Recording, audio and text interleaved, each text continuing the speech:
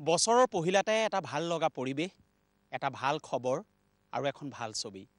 আপোনালোকক এই মুহূৰ্তত আমি লৈ আহিছোঁ অসমৰ পৰ্যটন মানচিত্ৰত ইতিমধ্যে সুকীয়া আসন ল'বলৈ সক্ষম হোৱা আৰু সফল এক পৰ্যটন ক্ষেত্ৰলৈ ৰূপান্তৰিত হোৱা পূব অসমৰ নাহৰকটীয়া সমষ্টিৰ চাচনিলৈ। চাচনিত আজি আমি দিনৰ পোহৰত নহয়, আমি দেখুৱাম ৰাতিৰ পোহৰত জ্যোতিষ্মান হোৱা এখন অত্যন্ত আকৰ্ষণীয় ছবি। এই ছবিখন এইবাবে আমি ৰাতি নিৰ্বাচিত কৰি ল'লোঁ যে ৰাতি কেনেধৰণৰ বিতোপন হৈ পৰে এই সমগ্ৰ ছবিখন এবাৰ চাওক। মই কৈ যাম, হেঁপাহ পলুৱাই আপুনি চাই যাব। মোৰ সতীৰ্থ বিশ্বই দেখুৱাব প্ৰথমতে নঙলা খুলি স্বাগতম জনোৱা এটা পৰিৱেশ। এয়া হ'ল দুৱাৰমুখ। এই যি আপুনি মই যিটো কথা কৈ গৈছোঁ বা যিখিনি কথা আপোনাক কৈ যাম এতিয়া, আপুনি যিখিনি কথা পান কৰি যাব, আপুনি সমান্তৰালভাৱে চাই যাব। আপুনি আছে ক'ত? আপুনি হয়তো ভাবিব যে কোনোবা এখন ৰিজৰ্টত আছোঁ, আপুনি হয়তো ভাবি ল'ব যে কোনোবা এখন বেলেগ স্থানত আছোঁ। নহয়, গ্ৰাম্য পটভূমিৰে নিৰ্মিত, প্ৰকৃতিয়ে নিজে সিঁচি দিয়া অনুপম সৌন্দৰ্যৰ লগত একেলগে একাত্ম হোৱা এখন মিঠা ছবি। এয়াই হৈছে চাচনিৰ মেৰবিল। পৰম্পৰা য'ত লুকাই আছে, ঐতিহ্য য'ত লুকাই আছে, লোকবিশ্বাস য'ত লুকাই আছে আৰু আধুনিক পৰশ য'ত লুকাই আছে, সেয়াই হৈছে মেৰবিল। আহক মেৰবিল আপোনাক পান কৰাওঁ, আপুনি চাওক। আৰু আপুনি এই মুহূৰ্তত প্ৰাগ নিউজৰ পৰ্দাৰ পৰা চকু আঁতৰাব নোৱাৰিব, কাৰণ আপোনাক প্ৰতিটো দৃশ্যই আকৰ্ষণ কৰিব। সতীৰ্থ বিশ্বৰ আপোনাক কেমেৰাৰে দেখুৱাই দিব আকৰ্ষণীয় ছবি। এইফালে সেউজীয়াত লাইটৰ জ্যোতিষ্মান পোহৰ, পিছফালে পৰম্পৰা। এয়া হৈছে পৰম্পৰা, লোকবিশ্বাস আৰু লোকাচাৰ। ইয়াক মই ক'ম, সেয়া কৈ যাব। এই গোটেই সন্তানটিৰ পিতৃ, এই গোটেই সন্তানটিক যোনে আলফুলে 11 বছৰ শ্ৰম কৰি জন্ম দিছে, সেই পিতৃজনে এই গোটেই কথাখিনি ক'ব। তেখেতৰ লগত কথা পাতিম। ছবিখিনি এবাৰ পান কৰক, ছবিখিনি চাওক, আৰু তাৰপিছত আপোনালোকে মেৰবিললৈ আহিবই লাগিব। দিনৰ পোহৰত বহুতে মেৰবিল উপভোগ কৰিছে।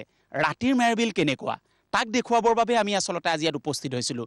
যে ৰাতি যদি লাইটৰ পোহৰেৰে অকণমান আলোকিত কৰা হয়, তেতিয়াহ'লে মেৰবিলে আপোনাক কি দিব? মেৰবিলৰ পৰা আপুনি কি লৈ যাব? কেনেকৈ উভতনি যাত্ৰা কৰিব ঘৰলৈ? এই ছবিখিনি আপোনাক দেখুৱাব বিচাৰিছোঁ। আৰু এই ছবি চোৱাৰ পিছত আপুনি ইয়ালৈ আহিবই লাগিব। এটা ঘৰ দেখুৱাই লওঁ, তাৰপিছত ক'ম।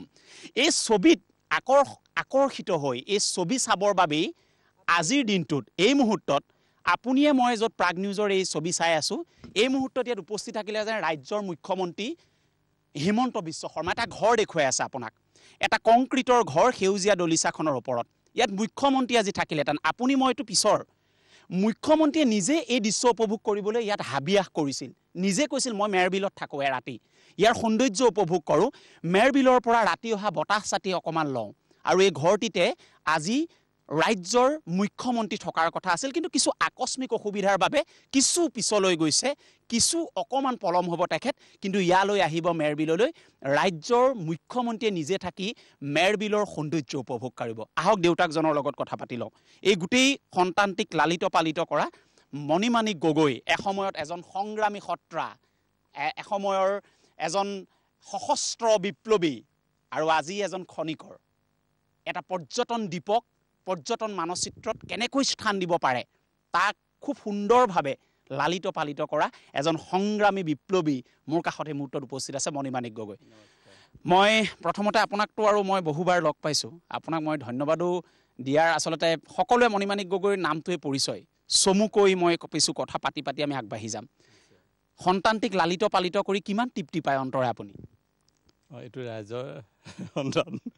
মই আজি 11টা বছৰ জন্ম মুহূৰ্তৰ উদ্দীপনা লৈ ইয়াক আৰম্ভণি কৰাৰ পৰা তিলকৈ দিনে ৰাতিয়ে ঘমাক্ত শ্ৰম বা ভোকে লঘনে আৰু সকলো ৰাইজক লগত লৈ ইয়াক আগবঢ়াই নিবলৈ প্ৰয়াস কৰা হৈছে। আৰু অল ইণ্ডিয়া লিমিটেডেও ৰাইজৰ লগতে ইয়াক সপোনৰ প্ৰকল্প হিচাপে হাতে হাত ধৰি ইয়াক গঢ়িবৰ কাৰণে আহুপুৰুষাৰ্থ কৰিছিলে। আপুনি এটা শব্দ ক'লে অইল ইণ্ডিয়া। অইল ইণ্ডিয়াৰ সামাজিক যদি কাম কৰিছে অইল ইণ্ডিয়াই, সেই কামবিলাকৰ ভিতৰত অন্যতম এটা কাম হ'ল মেৰবিল প্ৰকল্প, পৰ্যটন প্ৰকল্প। সফল হৈছে বুলি ইতিমধ্যে আমি দেখিব পৰা যায়। তো আপুনি অইল ইণ্ডিয়াক কেনেকৈ ধন্যবাদ দিব? নাই, কৃতজ্ঞতাটো ভাষা নাই। প্ৰকৃততে অইল ইণ্ডিয়াৰ সৈতে মই বহু বছৰৰ পৰা তেওঁলোকৰ যিবোৰ সামাজিক দায়বদ্ধতা আঁচনিৰ লগত জড়িত হৈ আছোঁ। সমগ্ৰ অঞ্চলৰ বা এই জিলাকেইখনত বিভিন্ন আলি পদূলি, স্কুল কলেজ সংস্থাপনে হওক বা জীৱন জীৱিকা বিকাশৰ কাৰণে অইলৰ বিভিন্ন ধৰণৰ তেনেধৰণৰ সামাজিক দায়বদ্ধতা আঁচনি আছে। এই প্ৰকল্পটোলৈ স্পেচিয়েল অইলক কি ক'ব?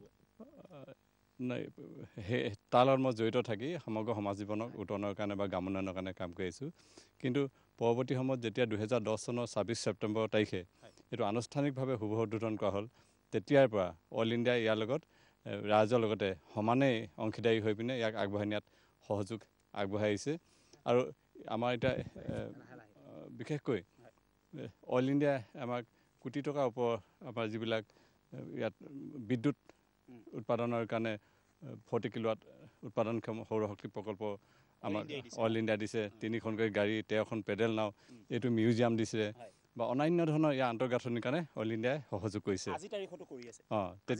আজিৰ তাৰিখত তেতিয়া থকা জনসম্পৰ্ক বিভাগৰ শ্ৰীযুত প্ৰশান্ত বৰকাকতি ছাৰ, তেখেতে মোক অতুলনীয়ভাৱে আজি এই ধৰণে প্ৰতিষ্ঠা কৰাত নেপথ্যত সহায় কৰিলে। মই এটা বাক্য কৈ ল'ম, প্ৰশান্ত বৰকাকতি তেখেত ইয়াৰ পিছৰ যি পোনপটীয়া সম্প্ৰচাৰ আমাৰ লগত উপস্থিত থাকিব, তেখেতে ক'ব কিছু কথা। এজন স্বপ্নদ্ৰষ্টা ত্ৰিদীপ হাজৰিকা, তেওঁ আমাৰ মুখ্য পৰিকল্পক। তেখেতে প্ৰতিটো মুহূৰ্ততে অতি সক্ৰিয়ভাৱে আমাৰ বিভিন্ন ধৰণৰ দিহা পৰামৰ্শ বা আমাৰ সদনক তেওঁ সাহস প্ৰেৰণা দি আজি এনেকুৱা ধৰণৰ এটা অপূৰ্ব পৰ্যায়লৈ লৈ যোৱাত তেওঁ অনন্য ভূমিকা আছে। ঠিক আছে, আমি অকণমান ৰুম। হয়, মই আপোনাৰ লগত কথা পতাৰ সমান্তৰালভাৱে মই এটা ঘৰৰ সন্মুখত মই বিচাৰিম আমাৰ জয়পুৰ উন্নয়ন খণ্ডৰ খণ্ড উন্নয়ন বিষয়া আৰু কাষৰ 2 এজন ব্যক্তিক মই বিচাৰিম। আমাৰ লগত কেইবাগৰাকীও স্থানীয় লোক আছে, মই মণিমাণিকদাৰ লগত কথা পাতিম, ইয়াৰ বহুত কথা আছে পাতিম। এই ঘৰটোৰ ওচৰলৈ আহক। এই ঘৰটো ইয়াতে আজি ৰাজ্যৰ মুখ্যমন্ত্ৰী ইয়াত থকাৰ কথা আছিলে। মই আকৌ কৈছোঁ যে আমি যিদিনা মুখ্যমন্ত্ৰী থাকিব আমি প্ৰাগ নিউজ ইয়াত উপস্থিত থাকিম।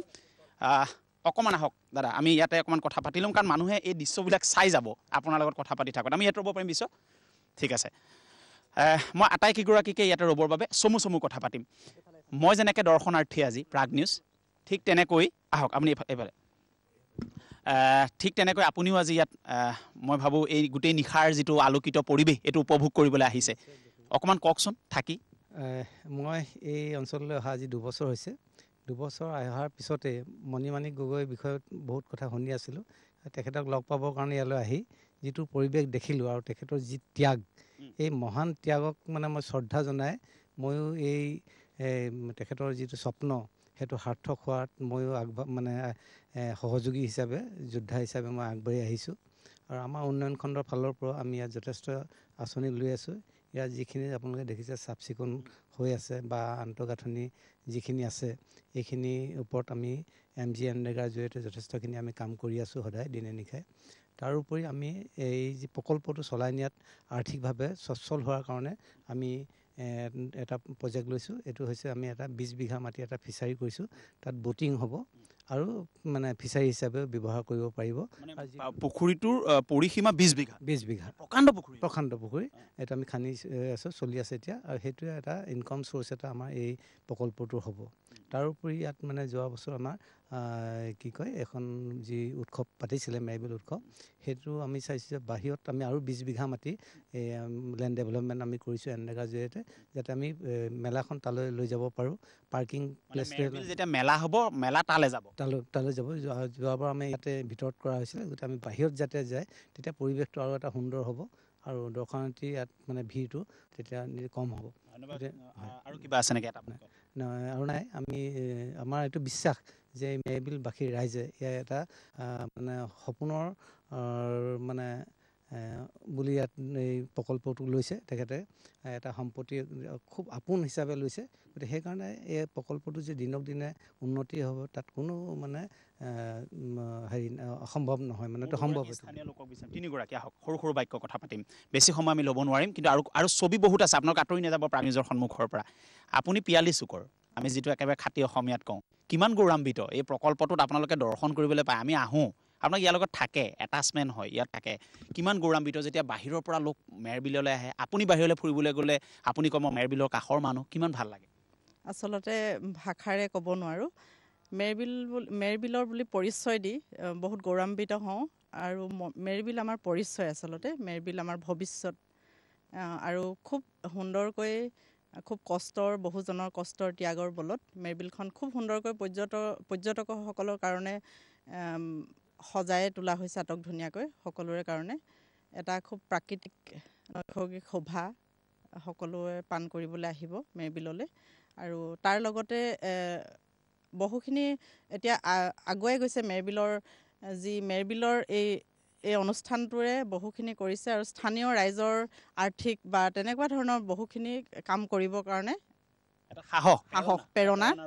হয়, আপুনি জনপ্ৰতিনিধি, স্থানীয় এজন লোক, কি কয় প্ৰকল্পটোক লৈ কিমান গৌৰৱান্বিত? হয়, আমি যথেষ্ট গৌৰৱান্বিত হৈছোঁ। আমাৰ নাহৰকটীয়া সমষ্টিত মেৰবিল নিচিনা এডোখৰ জেগাত এই প্ৰকল্পটো গঢ়ি উঠিছে। মই বিশেষকৈ নাম ল'ব লাগিব অইল ইণ্ডিয়া লিমিটেডৰ কথা। আৰু ইয়াত যি কষ্ট কৰি আছে আমাৰ মণি গগৈ, তেখেতৰ নাম নল'লেই নহ'ব। তেখেতৰ প্ৰচেষ্টাতে আজি এই মেৰবিলখন এটি সুন্দৰ পৰিৱেশ গঢ়ি উঠিছে। আৰু মেৰবিলৰ যি ওচৰ চুবুৰীয়া আছে তেখেতলোকৰ সহযোগিতাটো আজি এই পৰিৱেশ প্ৰকল্পস্থলী হিচাপে গঢ় লৈ উঠিছে। মই ধন্যবাদ জনাইছোঁ। চমু আৰু কোনোবা আছিল নেকি? নাই, কিন্তু মই অকণমান ছবি আকৌ দেখুৱাম। মই মণিমাইকদাৰ সৈতে মাজে মাজে কথা পাতি যাম। ছবিবিলাক অকণমান আকৌ এবাৰ চাই লওঁ। আমি আকৌ এবাৰ কৈছোঁ, নিশা আপোনালোকক দেখুৱালে ইয়াৰ পিছত আমি এটা স্থানলৈ যাম। এতিয়া আপোনালোকক খৰতকীয়াভাৱে লৈ যাম। মই মণিমাইকদাক তাত সহযোগিতা বিচাৰিম সেই স্থানখনত। মই আগতেই কৈছিলোঁ যে আধুনিক কিছু স্পৰ্শ আছে, সেয়ে আপোনাক আলোকিত কৰিব, আপোনাক লৈ আহিব। কিন্তু আহকচোন বিশ্বৰ কেমেৰাই আপুনি এবাৰ চাওক যে মেৰবিলৰ পৰম্পৰা কি। মেৰবিল আচলতে আৰু কিছু কথাৰ বাবে বিখ্যাত।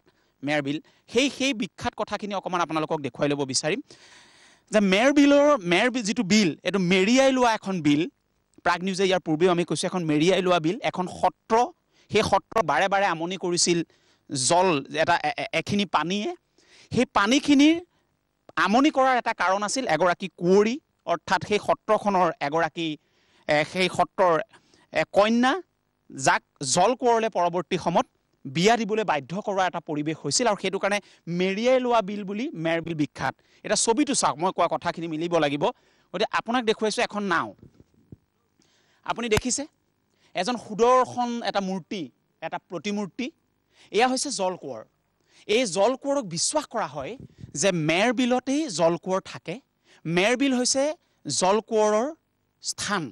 আৰু সন্মুখত যি এগৰাকী মহিলাৰ আপুনি দেখিছে পূৰ্ণাবয়ৰ প্ৰতিমূৰ্তি এখন নৌকাৰ ওপৰত, এয়া হৈছে সেই সত্ৰৰ কন্যা। সেই সত্ৰৰ যিগৰাকী কন্যা অৱশেষত বাৰে বাৰে যেতিয়া জল কোঁৱৰে সপোনত দেখুৱাইছিলে সত্ৰাধিকাৰজনক যে বিয়া দিবই লাগিব জল কোঁৱৰলে, তেতিয়া এই কন্যাক সেই মেৰবিলৰ কাষত ৰখাই দিয়া হৈছিল, অৰ্থাৎ কন্যাক থিয় কৰোৱা হৈছিল। আৰু কন্যাক এনেকৈ এখন নৌকাত, সোণৰ এখন নৌকাত জল কোঁৱৰে বিবাহ কৰি বা জল কোঁৱৰে লৈ গৈছিল। এয়া বিশ্বাস। অকণমান কথা ইয়াৰ লগত যোগ কৰি দিব মণিমাণিক দাই, যিটো বিশ্বাসটো। মণিমাণিক দা, আপুনি অকণমান ইয়ালৈ আহিব পাৰিব? এই কথাখিনি অকণমান কওকচোন, এইখিনি মানুহে শুনি বৰ ভাল পায় যে এই বিশ্বাসটো।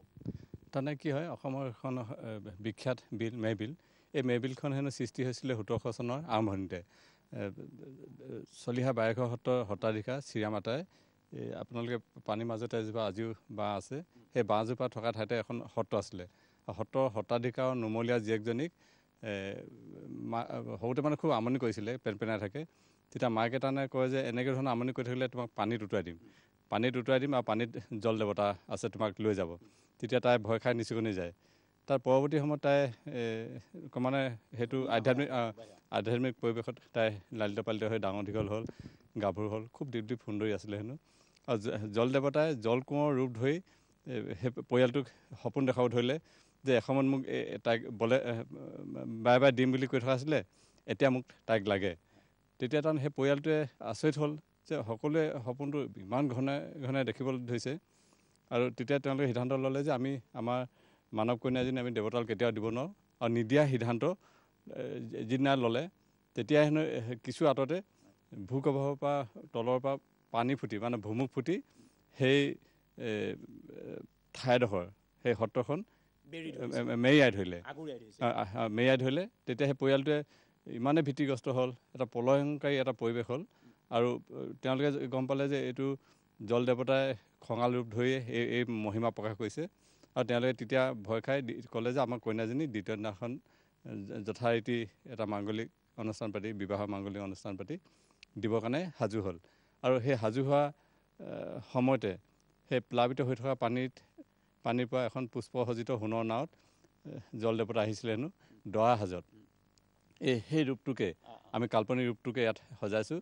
আৰু গোঁসাই কন্যা যিগৰাকী আইটি বুলি কয়, দিতি, সেই দিতিক তেওঁ পানী গ্ৰহণ কৰি লৈ গৈছিলে। আৰু পৰৱৰ্তী সময়ত লৈ যোৱাৰ পাছত পৰিয়ালটোৱে ক'লে যে আমাক উদ্ধাৰ কৰক প্ৰভু, আমাৰ যদি ভুল হৈছে ক্ষমা কৰক, আমি ইয়াৰ পৰা ওলাই যাব বিচাৰোঁ। তেতিয়া হেনো পানী কমি গৈছিলে আৰু সেই পৰিয়ালটো ওলাই গৈ পিনে আপোনালোকে সন্মুখৰ গেটত দেখিছে যে এটা দুইফালে পানী আছে, তাৰ মাজেদি আলি এটা আছে। সেই আলিটো হেনো তেতিয়া এনেকুৱা ধৰণৰ ওপৰলৈ তুলি দিছিলে বালিবাট বুলি। আৰু কিছু আঁতৰতে সেই সত্ৰখন আছে।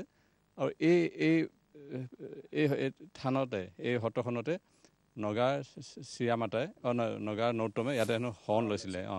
পাহাৰ ভৈয়ামৰ সম্প্ৰীতি উৎস এইটো এটা। আৰু তেতিয়াৰ পৰা সেই কাহিনীটো লাখ লাখ মানুহে বিশ্বাস কৰে। আজিৰ তাৰিখত এই কাহিনীটোকে এই পৰ্যটন প্ৰকল্পৰ মাজত উজ্জীৱিত কৰি ৰাখিবৰ কাৰণে আমি এইটো ব্যৱস্থা কৰিলোঁ। আৰু এই পুখুৰীটো এই পুখুৰীটো আমি প্ৰকল্পস্থলীত খান্দি এখন পুষ্পসজ্জিত সোণৰ নাৱত আহিছিলে বুলি কোৱা কাহিনীটো আমি পাইছোঁ যে, সেইকাৰণে এইখন চওক পুষ্পসজ্জিত সোণৰ নাও এনেকৈ বনোৱা হ'ল। আৰু এয়া আমাৰ কাল্পনিক জল দেৱতাৰ প্ৰতিমূৰ্তি। আৰু এই প্ৰতিমূৰ্তিটো আমাৰ 2021 চনৰ 7-8 ফেব্ৰুৱাৰীত মেৰবিল ফেষ্টিভেল পতা হৈছিলে। বহুত হাজাৰ হাজাৰ মানুহ হৈছিলে। তেতিয়া এইটো অসমৰ মাননীয় আৰক্ষী সঞ্চালক প্ৰধান যিজন ৰূপকাৰ ভাস্কৰজ্যোতি ছাৰে আমাক এইটো ৰাইজলৈ অৱদান দিছিলে। আৰু এই আগত থকা আইটি নামৰ যিগৰাকী কন্যা নেপকুৰ বকুলনিৰ তৰফৰ পৰা আগবঢ়াইছে। ঠিক আছে, ৰাইজে মই এইটো কাৰণে শুনিলোঁ, এইটো এটা কৌতূহল, এইটো মানুহে জানিব বিচাৰে সদায় লোকবিশ্বাসবিলাক। গতিকে মই গোটেই কথাখিনি ক'লে আকৌ মই এইটো পুনৰ আবৃত্তি কৰিব বিচৰা নাই, কিন্তু এইখিনিয়ে আকৰ্ষিত কৰিব আপোনাক। মই আকৌ এবাৰ কৈছোঁ, আপুনি সময় আহিলে আপোনাৰ কিছুমান প্ৰশ্ন আহিব। এতিয়া আপুনি প্ৰাগ নিউজৰ পৰ্দাত এই কথাখিনি যদি শুনিব, তেতিয়া আপুনি পোনপটীয়াভাৱে উপভোগ কৰিব পাৰিব। কাৰণ আপুনি গোটেই তাৰ যিটো নেপথ্যৰ জনবিশ্বাস, এই জনবিশ্বাসটো আপুনি গম পালে। জল কোঁৱৰ, সেই যিগৰাকী কন্যা, সেই সত্ৰ যি বাৰেঘৰ সত্ৰ বুলি কোৱা হয়, এই সকলোখিনিৰে আচলতে এই মেৰবিলক এটা সাংঘাতিক ধৰণৰ জীপাল কৰি আছে বুলি ক'ব লাগিব। পৰম্পৰা, আধুনিক পৰশ সকলোৰে জীপাল কৰি আছে। আহক আমি ইয়াৰ পিছত আজি এই আমাৰ এই যি পোনপটীয়া সম্প্ৰচাৰ, ইয়াৰ পিছৰ সম্প্ৰচাৰত আপোনালোকে অইল ইণ্ডিয়াৰ পৰিয়াল আহিছে। কাৰণ তেওঁলোকৰ যি সামাজিক যি কৰ্ম, সেই কৰ্মৰ এক অন্যতম আকৰ হৈছে এই মেৰবিল প্ৰকল্প। গতিকে আহক আমি তেখেতৰ লগত ইয়াৰ পৰৱৰ্তী যি আমি প্ৰতিবেদন আপোনালোকলৈ আগবঢ়াম, তাত তেওঁলোকৰ পৰা কিছু কথা জানিবৰ বাবে যত্ন কৰিম।